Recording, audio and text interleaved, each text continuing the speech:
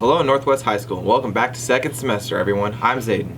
And I'm Damon. Today, we're your guides to what's going on around Northwest. From show choir competitions to ranking the school's water fountain, and not to be forgotten, the fan favorite, Viking in the Village. Hey Zaden, do you know what season it is? Have you seen the parking lots lately? It's Wrong. obviously what... It's basketball season. And we got an inside look on game day for two Northwest basketball players. Let's go check it out. We were able to sit down with two Viking basketball players to learn more about game day. My name is Colby Hayes. I'm a 5'10 senior, number 15. My name is Tyler Hageman, 6'4 senior, number 23. Colby and Tyler explained their morning routines on game day. You know, I wake up at a later time, probably like 8:45, eat some crunch berries, and then go to school.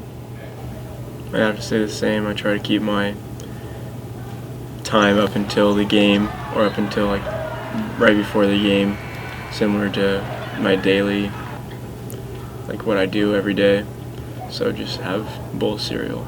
They explain what they do for lunch on game day. I would say it's about the same. The only thing that I might do different is grab a meatball marinara from Little Kings or Subway. But if I don't get the time, no big deal. We now get to see what an hour before the game looks like. We walk into the girls' game, watch a quarter of it, go in, get dressed, get taped, listen to the FSU war chant, and then we get our shots up in the old gym, get our sprints, and then that's about it. We always eat our Skittles during the girls' game, and then like Tyler said, get ready, and then get our pregame from Coach Ball. Make sure to get out and watch Colby and Tyler play some Viking basketball.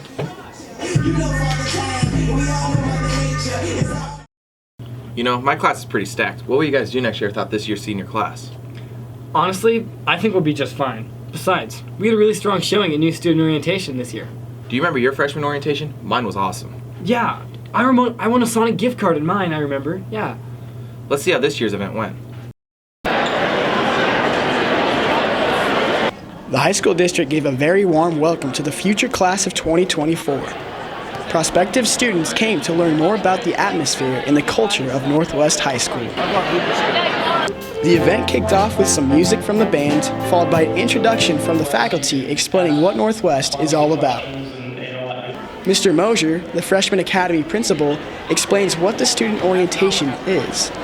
Mainly it is a night that is information-wise, making sure parents know that their 8th grader coming here is going to be taken care of and watched over by the Freshman Academy, and we're going to do everything we can to make them successful. Overall, it's a great night to get parents, whether they've been here or not, into the school, see everything we have to offer, make sure that they know that they're very well informed, hopefully by the end of the night that they leave. See ya. Many incoming freshmen attend this event. I know that between our feeder schools and our option students, we had like 170 kids already that were signed up to come here. The student council had a big part in the success of the 8th grade orientation. One thing they led was a goose chase. What we did is there's like different prompts that they should have learned when they were going on their tours and stuff, so they'd be like, go take a picture with the accounting teacher or go to the math teachers. And so we'd give them the prompts and then they were supposed to lead us to where they thought it was. As they participated in the goose chase, they became very energetic. At first they're like really quiet, but I feel like the goose chase like really brings out their energy, and my group was running around and I was trying to keep up with them and take pictures with them. So like the energy of just like, it makes me remember when I was first coming into high school. To cap off the night, the new students were able to walk around and look at various booths of different activities. We look forward to having these new students become Northwest Vikings. Coach Hope, nice to meet you, Riley. You run cross country. I'm excited to see what the new freshmen decide to do in their high school career. Yo también. Come again? Sorry, I was thinking about Spanish class again. Dude, we're literally in the middle of a broadcast. What made you think of that? This week's episode of In Three Cribs. It's in La Habitación de la Martin. What? Just go to In Three Cribs.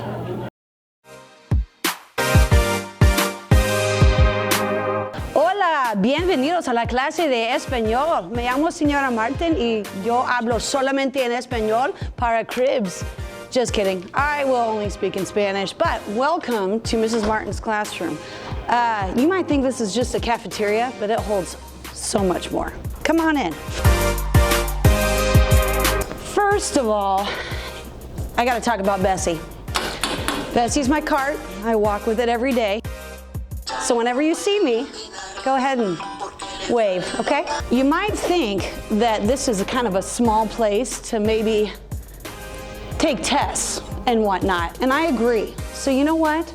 I go ahead and you're gonna be surprised at this one, I go ahead and I open the door and it brings you to a new possibility. I don't always get through every time. You're not still rolling, are you? Oh, nope, I think I can get through. Okay, we're good. And we go ahead and we take tests out here.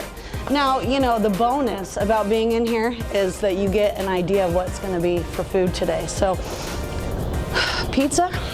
No, I think it's chicken nuggets today. Yeah, maybe, we'll see. All right, let's go on back here. We try to speak some Spanish in here. You know, it doesn't always happen, but when we're taking assignments and the big part is, hey, Mrs. Martin, do we have to have this in Spanish? And instead of calling them dumb, which you're not supposed to do, obviously, I just go ahead and I made a meme of my son over here, and it'll speak for itself. Let's go ahead and we will move on to the lap of luxury. Come on. Here is the piece of resistance. They want to give me my own room. I don't know, I must be special. So, you know, they gave me this beautiful, you know, I don't want you to be jealous, but you know, well, just come on in and you can see for yourself. Well, this is my room. It can fit 2 to 2.5 people, something like that. You know, people like to come in here and relax because it is really comforting. In fact, you know, it looks like Mr. Johnson's been in here lately, apparently, just relaxing. Now, typically, I have something in the fridge. All I really have right now is Coca-Cola, but typically, this is my favorite drink right here, the Tears of Students. Well, I gotta get going, so thanks for coming by, but I gotta have a little me time before class starts, so we'll see you later. Now that we're back to the English speaking part of the broadcast. Gesundheit.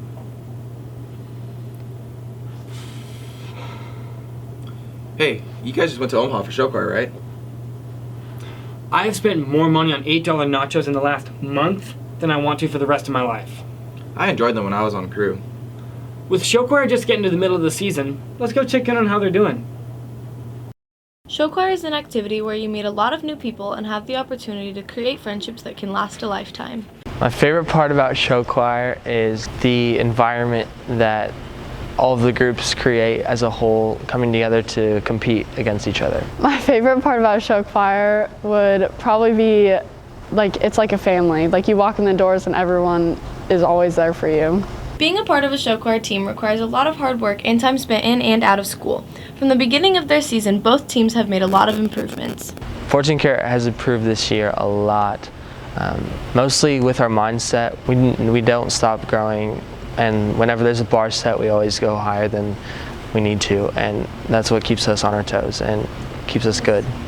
I think Bella Voce has improved a lot since the beginning. Just like it can go from singing to dancing, just performing in general and acting out our show to show the audience what it really means. Although show choir is primarily about succeeding as a team, there are also certain moments of the show where members get chosen to showcase their talents individually. Getting the solo was kind of shocking because I'm going against all the other grades, when we're auditioning for it, and everyone else in the group is just as deserving of it. One of 14 Karat Gold's biggest goals at every competition is to be chosen for finals and have an opportunity to perform again, this time for a trophy. At a show choir competition, the finals are based off of a prelims performance that everyone does. So the top 6, then they move ahead and go to the finals and perform again.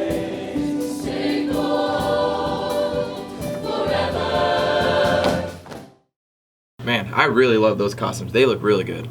They do look really good, but you know what doesn't? Some of the school's water fountains. Yeah, you're right. Sometimes it's hard to know which water fountain you want to go to for a nice, cold refreshment before returning to class. This is the key to the enjoyment of some students' school day. The one small novelty, the availability of a beverage when it's needed the most. These water fountains are the last defense between our students and insanity. Thanks for the monologue, Brutus. Here's Alyssa and Kaylee with their ranking of the school water fountains. Hey guys, I'm Alyssa. And I'm Kaylee, and today we're going to be ranking the water fountains at Northwest. In this video, we're only going to be doing 5 water fountains. So if you'd like to see all of them ranked, go ahead and check out our extended video. The 5 today we're going to be doing are Lunch hallway, Main Hallway 1, freshman hallway, Sports Hallway, and main hallway 2. Before we get started, This is what the students of Northwest have to say. what's your go-to water fountain? The choir room. Why? I use it the most. The auditorium. The one in the band room. Why is that? The water just hits different in there. It really does. And I'm not even in band, but I go in there sometimes just to use it. What is your go-to water fountain? I don't drink water. Let's get right into the rankings. The main hallway number 1 water fountain is located closest to the main doors. We gave it a 3 for the arch because it was close to perfect. There are only 3 of the buttons that are functioning, so we had to deduct a point for that, giving it a 2. And the temperature received a 2.7 for being chilled. The main hallway number 2 water fountain is located in the main hallway closest to Mr. Page's room. We have it at a 2.6 for the arch because it is pretty normal. It has all of its buttons and they all work, so it received a 3. The temperature was not very cold, so we gave it a 1.8, and there is typically about a 50-50 chance that you will have to wait in line, so we gave it a 2. The sports water fountain is located in the 400 hallway. The arch was very good, so we gave it a 2.8. The front button does not work, so we gave it a 2. The temperature was typically pretty cold, and there is normally a line, so we gave it a 1. We also gave it a bonus point for having the water bottle attachment because this makes it many people's favorite. The lunch hallway water fountain is located in the 100 hallway of the school, aka where you line up to get lunch. This water fountain is often overlooked because it is inconvenient for most people's normal school day schedules. The arch was great, so we gave it a 2.8, and everything else received 3s because it was all just perfect. The freshman hallway water fountain is located in the 800 or freshman hallway. We gave the arch a 3 because it was very close to perfect. All 3 of the buttons work, so it received a 3 in that category as well. The temperature is very refreshing, just refreshing enough to receive a 3 in this one as well. The only points deducted were for the line, receiving a 1. So getting into our rankings. In 5th place, we have Main Hallway 2 with a 9.4. In 4th place, we have the sports hallway with a 9.6. In 3rd place, we have the Freshman Hallway with a 10. In 2nd place, we have the main hallway 1 with a 10.7. And in 1st place, we have the Lunch Hallway with an 11.8. Our true winner today is Eddie the Service Dog's water fountain, aka Bull, for just being the best because Eddie's the cutest. We would hate to make it unfair, but seriously, who can't agree with us? So those were our water fountain rankings. Thanks for watching. That's it. That's our video. You know, all this water talk has me thirsty. You know, that's something I've always wondered. Huh? If, fish ever gets thirsty. What? Do fish get thirsty? What do you mean? Are you calling me a fish? No. I can't believe it. I'm done. I'm done. All right, here's Viking Village while I go calm him down. Damon, come back. Good morning, my name is Matt Hinkle, and today's question on Viking in the Village is, do fish get thirsty? Yes. I see, so how come we don't drink air? Because air isn't water? Yeah, but the water is the fish's water. Are you sure about that? Yeah, But they're surrounded by water. but they don't drink all of it. Yeah, but they drink some whenever they're thirsty. Exactly, but they get thirsty. You just said that. No. Shh, it's a library. They get thirsty. No. Why? Because they are in water all day. But they're swimming and they're exercising, which makes them thirsty. Do you not drink water while you swim? Yeah, I do. Because I get thirsty. And there's your answer. Yes? Why? Wait, what is it about? Just fish. Do they get thirsty? Oh. Yeah? Yes? Well, no. They live in water, so... Yeah. They're surrounded by it, so they don't get thirsty? Yeah, no. Well, How do they not get thirsty if they're always swimming and exercising?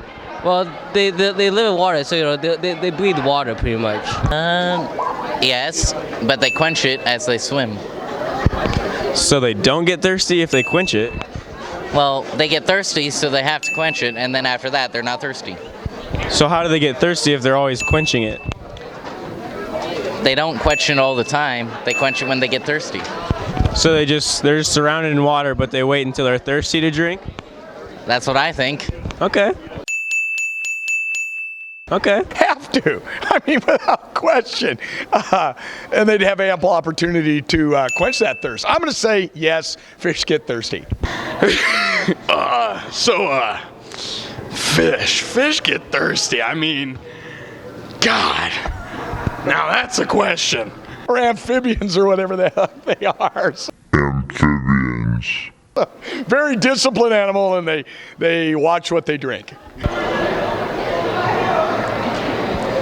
Yeah? They do? I mean, I assume so. But they're surrounded by water. Yeah, they just open their mouth. Yeah, so then they drink, so they shouldn't get thirsty. Yeah. Ladies and gentlemen, we got him. So how come we don't drink air if fishes drink water? Because air isn't a liquid. And water's not a gas. Yeah? All right. Thanks, Brady. You too.